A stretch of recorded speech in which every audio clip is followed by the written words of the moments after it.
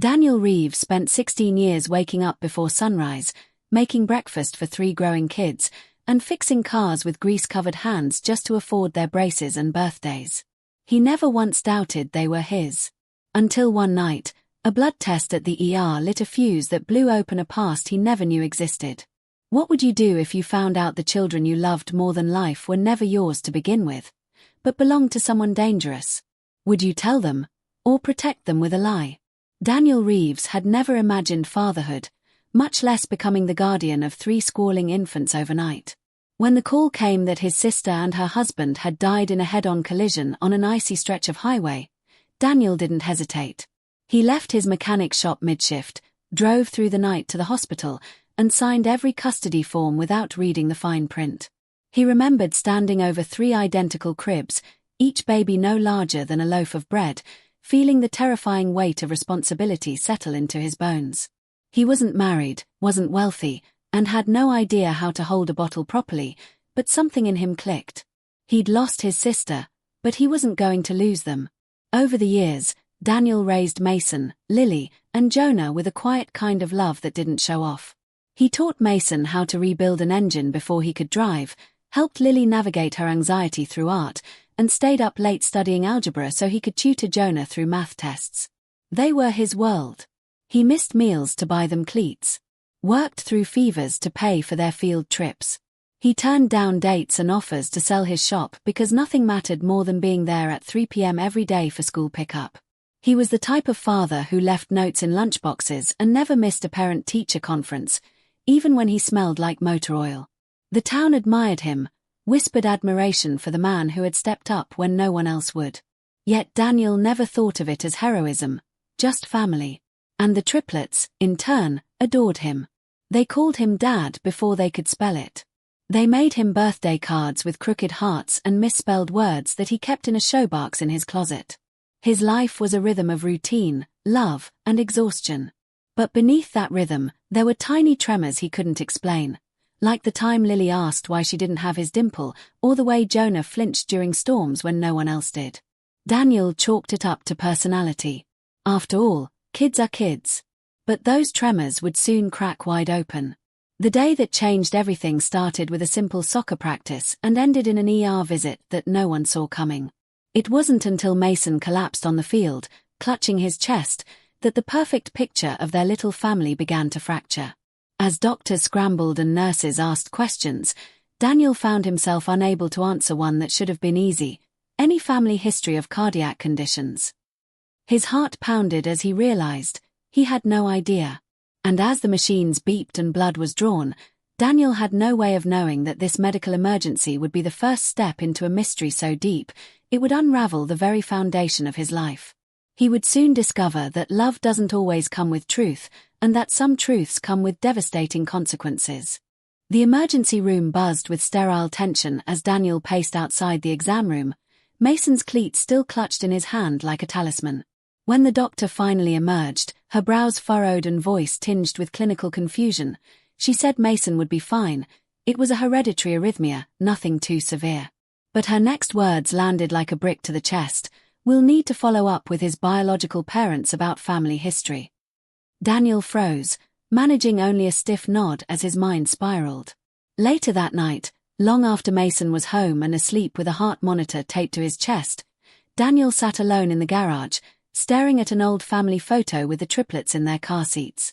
He whispered aloud what he hadn't dared to question in 16 years.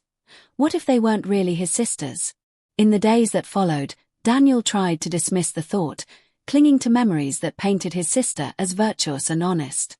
But then came the late-night messages from the hospital portal, the kind that required parental login. Mason's file listed Daniel as guardian, not father. The term non-relative match in his bloodwork stuck out like a jagged nail. A pit opened in Daniel's stomach. His hand shook as he dug through the dusty storage closet for the old hospital records from the adoption, if you could even call it that.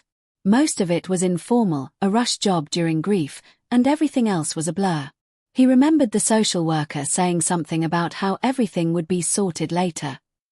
That later never came. What did come was an unease that grew stronger with each passing day. Daniel began to see the triplets differently, not in affection, but in detail. Lily's intense focus and sketchbook full of violent storms. Jonah's sleepwalking episodes and aversion to loud noises.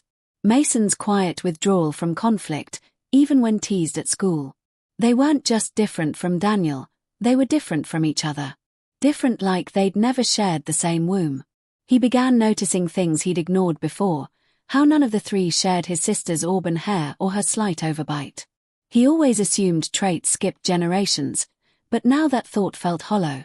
Driven by both fear and a need for answers, Daniel ordered DNA test kits online, swabbing all three kids under the pretense of a fun family ancestry project. He mailed the samples, pretending nothing was wrong. The waiting nearly broke him. He lost weight. Snapped at customers in the shop. Barely slept. He kept picturing the babies as they once were, swaddled and screaming, and wondered who else might have held them before he did. When the results finally arrived, Daniel opened the email on his phone with hands so clammy he almost dropped the device. The words blurred as his eyes scanned the data, but one phrase screamed through the haze: no biological relation detected. He didn't match any of them, not even a partial. They weren't his by blood. Not by sister. Not by genetics. Just, not. The breath left his lungs like he'd been punched. He sat on the floor of the garage, surrounded by engine parts and broken toys, unable to process what he'd just learned. The triplets were his heart, his soul, his reason for existing, and yet, they were strangers in the biological sense. The paper in front of him said so. And yet, as he looked toward the house where their laughter echoed from a movie night upstairs, he realized something deeper: they didn't know. To them, he was Dad. To him, they were everything. But the truth had cracked open, and with it came questions too dangerous to ignore. Who were they? Where did they come from? And why had his sister hidden the truth, even in death? Daniel wasn't just facing a crisis of paternity, he was staring into the abyss of a past deliberately buried. And the closer he got to it, the more he feared what else might be down there, waiting. Daniel couldn't unsee the results, and he couldn't unknow what they implied. The test reports printed out crisp and damning, each line a chisel that chipped away at the foundation of his reality. Mason, Lily, and Jonah were not his biological niece and nephews, not even distant relatives. He didn't even share a trace of DNA with them. His hands trembled as he stared at the bolded 0% probability of relation beneath each child's name. The air in the garage felt thinner, like truth itself had stolen the oxygen. For hours, he sat in silence, the reports spread across the hood of a dusty Bic he hadn't touched in years, while the echo of children's laughter filtered in from the living room window, a cruel contrast to the emotional wreckage unraveling inside him. It wasn't just shock, it was betrayal, grief, fear. The woman he had trusted more than anyone, his sister, had left behind a lie too monumental to ignore. The real question wasn't just why she hadn't told him, but what exactly she had kept from him, and who these children really were. The triplets weren't siblings, at least not genetically. Daniel went over each profile carefully now, seeing them in a new, sobering light. Lily had DNA roots tracing back to Eastern Europe, Jonah showed ancestry from West Africa, and Mason's profile linked him to a Pacific Island lineage. It was undeniable, they had been born around the same time, but to different mothers. Somehow, they had all ended up in his sister's care simultaneously, and somehow she had never said a word about it.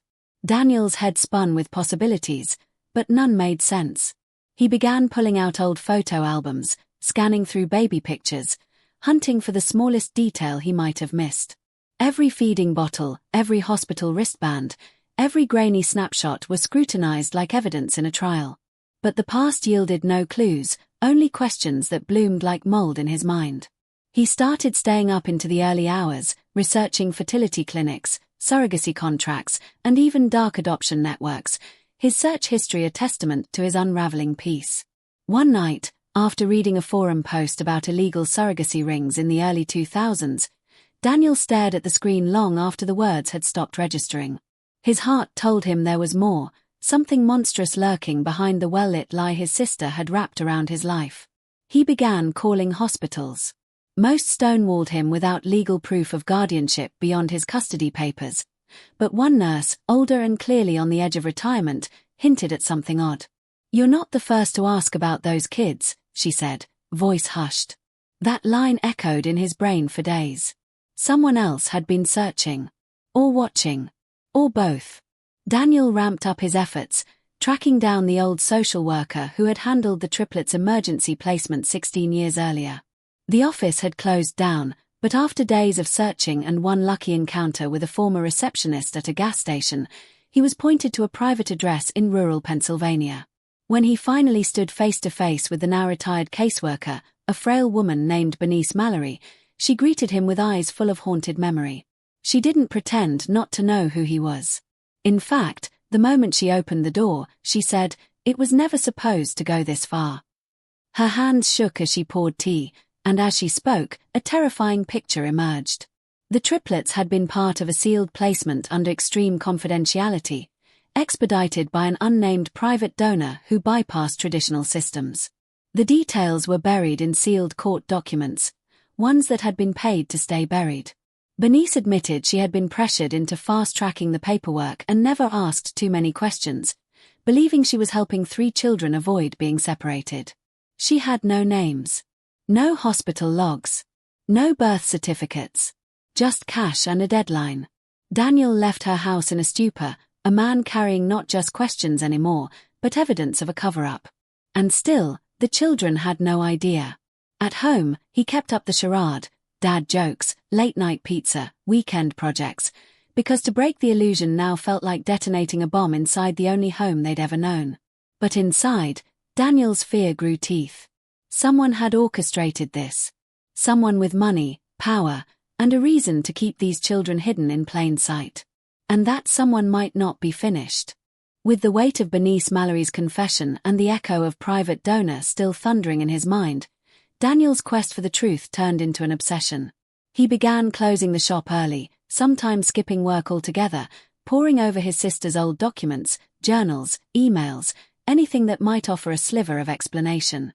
The house grew quieter in those weeks, not because the kids weren't their usual lively selves, but because Daniel had become a ghost in his own home, drifting through rooms with a distracted look and eyes that never settled.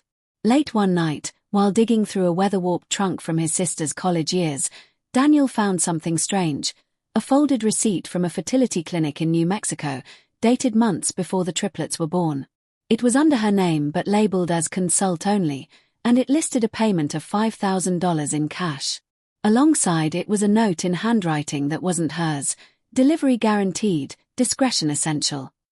It wasn't proof, not yet, but it was enough to trace the name of the clinic, which had since shuttered under scandalous circumstances involving falsified birth records and anonymous embryo transfers.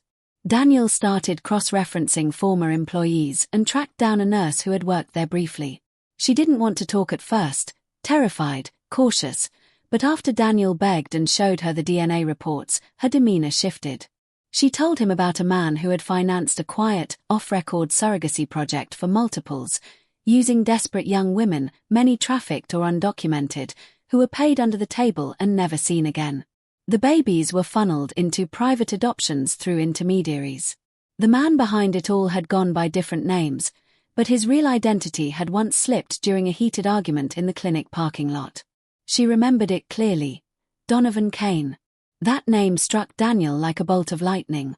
Kane wasn't just any man. He was the founder of a major pharmaceutical conglomerate, a billionaire reclusive enough to seem mythical, and someone with the reach to silence entire departments with a phone call. Daniel dug deeper, pulling public records, patents, corporate board rosters, anything that connected Kane to child welfare or fertility services. What he found was disturbing. Offshore clinics in Eastern Europe, legal settlements quietly paid out to former surrogates, a lawsuit buried in arbitration involving unauthorized embryo procurement. It all pointed to one thing: Kane had orchestrated an illegal surrogacy empire, and Daniel's triplets were almost certainly the result. He couldn't sleep. He barely ate. And every time he looked at his children, he saw ticking time bombs of a past that had never belonged to them.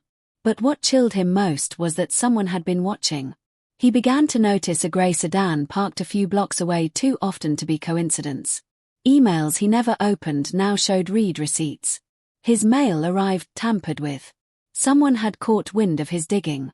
One night, When Lily left her backpack at the diner down the street, Daniel insisted on walking her there himself, despite her protests.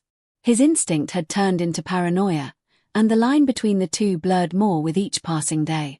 At home, he started installing cameras, changed their locks, and taught the kids subtle safety drills disguised as just-in-case games.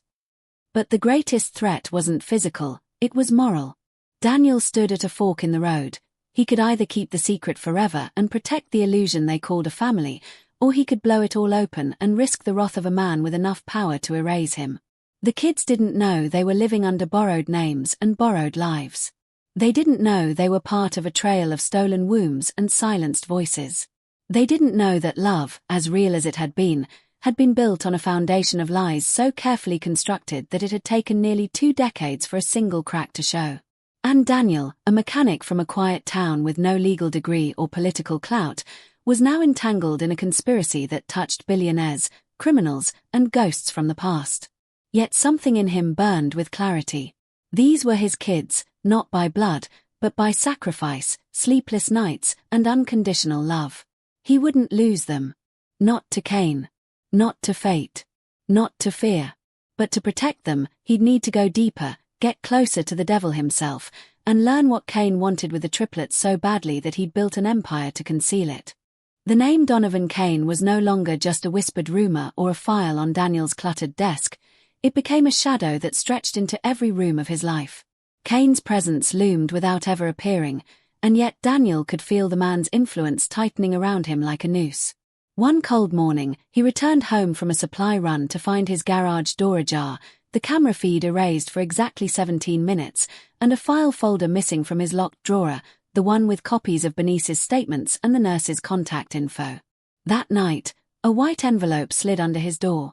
Inside was a photograph of Mason walking alone after school, his face circled in red ink. No message. No name. Just a warning, sharp as a dagger. Daniel didn't call the police. He knew instinctively that whoever had sent it could reach places the law couldn't. Instead, he doubled down. He drove 6 hours to Cain's estate, an isolated mansion surrounded by private guards and pine forest, posing as a landscaper just to get near the property line. He was turned away instantly, but he got a glimpse of the man himself. Donovan Cain, older than expected, regal and composed, exiting a black SUV in a tailored coat and shaking hands with a foreign delegate. The kind of man who smiled without warmth. The kind of man who built empires on the backs of silence. Daniel didn't try again right away. Instead, he spent the next week studying Cain's known associates, eventually learning about a biotech summit Cain was scheduled to attend in Chicago. Disguised in a maintenance uniform, Daniel slipped into the hotel's service entrance, bypassing cameras using an old mechanic's trick involving a Bluetooth scrambler and the building's blueprints, which he'd memorized. He made it to the service hallway just outside the conference room, heart racing, palms sweating, unsure of what he would even say. But fate did the work for him. Cain exited early, flanked by 2 men in suits, and Daniel stepped into his path without thinking. "We need to talk," he said, steady but loud enough to make Cain pause. The guards moved to intercept, but Cain raised a hand, studying Daniel with a gaze that could dissect a soul. He dismissed his men and motioned Daniel into a private lounge. The room was too quiet, too cold. Cain offered him a drink, which Daniel refused. Then the silence stretched until Cain finally broke it. "You're the mechanic," he said, as if Daniel were a footnote in a ledger. Daniel told him everything. How he'd raised the triplets, how he'd uncovered the surrogacy scheme, the DNA, the threats.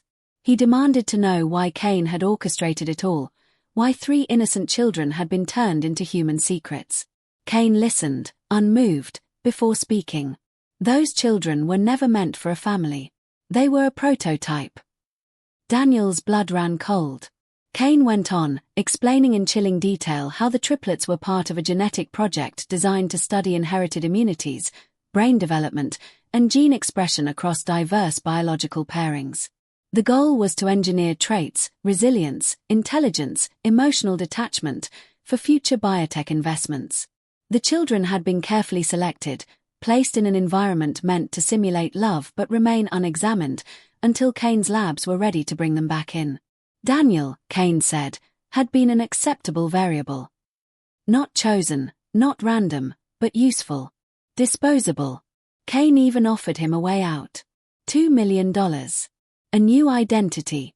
A quiet retreat for the rest of his life, as long as he left the children behind and walked away without a word. But his final words made Daniel's skin crawl, or refuse, and they disappear anyway. Cain stood, signaled the end of the conversation, and turned away, confident it was over. But Daniel's heart was a furnace. He left the hotel that night more resolved than ever. He wouldn't take the money. He wouldn't run. He had raised those children not as a project, but as a father. Cain might have built their beginnings in a lab, but Daniel had shaped their hearts in sleepless nights and scraped knees. This wasn't just about science, it was about humanity. Cain had money and power. But Daniel had love. And now, he had a reason to fight. Daniel returned home from Chicago changed in a way that couldn't be seen but was deeply felt. He didn't speak of the meeting, not even in vague terms, but something in his eyes told the triplets that something had shifted. He moved through the house with gentleness, not because he was calm, but because he was holding something fragile that might shatter with the wrong touch. He stopped asking questions, stopped looking over his shoulder, and started spending every possible moment with them, not as a father unraveling a conspiracy, but as a man preparing to leave behind something meaningful. The truth weighed on him like lead, but it was the weight of love, not guilt. He began writing letters, one for each child, sealed and hidden in a metal box beneath a loose floorboard in the attic. Each letter held their origin, their DNA story, what he knew about their mothers, and how they came to be his. He didn't write it for them to read now, but someday, when they were old enough to understand that being chosen meant more than being born. The envelope also contained something else, a photograph of the three of them asleep in his arms, taken on their first night home, and a short note in his own handwriting, "You are mine. Always." He made copies of all the documents he'd collected, Bernice's statements, the fertility clinic records, the surveillance photos, and stored them in a safety deposit box under a false name, far from town, far from Cain. Then he began the real work, sealing the cracks in their lives before anyone could slip through. He told the school administrators that his kids wouldn't be going on field trips or public events for a while, citing family reasons. He changed their daily routines subtly, altered pickup times, walked them home from school, rerouted their bus stops, and installed a silent panic button in the kitchen. The kids were confused, especially Mason, who had grown more perceptive, but Daniel dodged their questions with warmth and distraction. Movie nights became sacred, and so did weekend breakfasts where he cooked their favorite pancakes with blueberry smiley faces. He brought out old photo albums, laughing at toddler tantrums and Halloween disasters, reinforcing the bond that Cain's truths could never sever.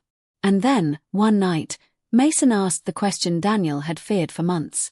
"Dad, why don't we look like you?"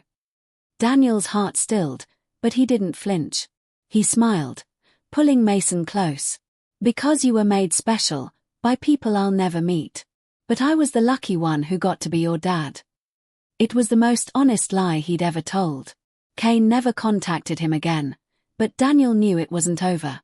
People like Cain didn't need to threaten twice. They simply waited, watched, collected. Still, Daniel wasn't afraid anymore.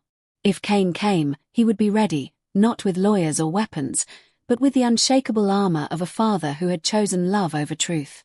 One day, maybe the children would learn everything, open the letters, trace the trail back to their stolen beginnings. Maybe they'd hate him for the secrets. Maybe they'd understand. But Daniel had decided that the truth, for now, would not serve them. It would only destroy the one thing that had ever truly belonged to them, each other. So he kept the secret, not as a coward, but as a guardian of their peace. The town never knew. The world never noticed. But in one small house, with mismatched curtains and a dented minivan, 3 children laughed and lived, unaware of how close they'd come to being lost forever. Daniel watched them every day, memorizing the way Lily hummed when she drew, how Jonah always double-knotted his shoes, how Mason touched the back of his neck when he was nervous. He watched not as a scientist or a custodian of secrets, but as a father, flawed and terrified and full of hope. He didn't need to be their origin to be their home. And as the years passed and life moved on, the truth stayed buried. tucked between drywall and love, hidden inside the pauses of old stories, and sealed inside a man who had nothing to gain but everything to lose. In the end, Daniel Reeves didn't rewrite history.